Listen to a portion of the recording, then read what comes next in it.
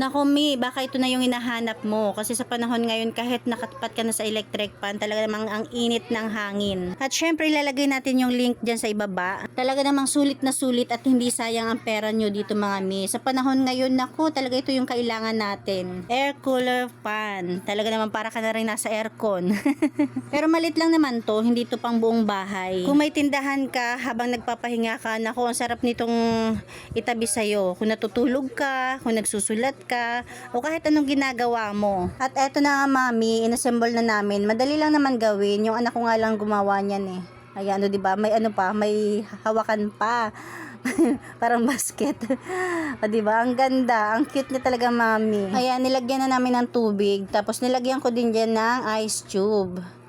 Wala pang ice tube, sinubukan namin. Ayan, malamig na nga rin, diba? Kahit wala pang ice tube. Tapos, nilagyan pa rin namin yan ng ice tube. Oh, eto na, nilagyan na namin ng ice tube. Kaya grabe, grabe talaga yung impact. Ang lamig niya talaga sa balat. Siguro tamang-tama to kung may mga baby kayo na natutulog o naglalaro, pwede nyo itong itabi sa kanya. At syempre, kahit kanino, kung sinong gustong gumamit, talaga, wow, sulit naman talaga. Tingnan nyo naman yung buga ng hangin, yung lamig.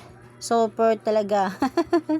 Kaya kung gusto nyo rin mag-check out dito mga Mi, click nyo lang dyan sa ating link sa ibaba habang naka-sale pa. Kaya ano pang nihintay nyo mga Mi? Go! Check out na!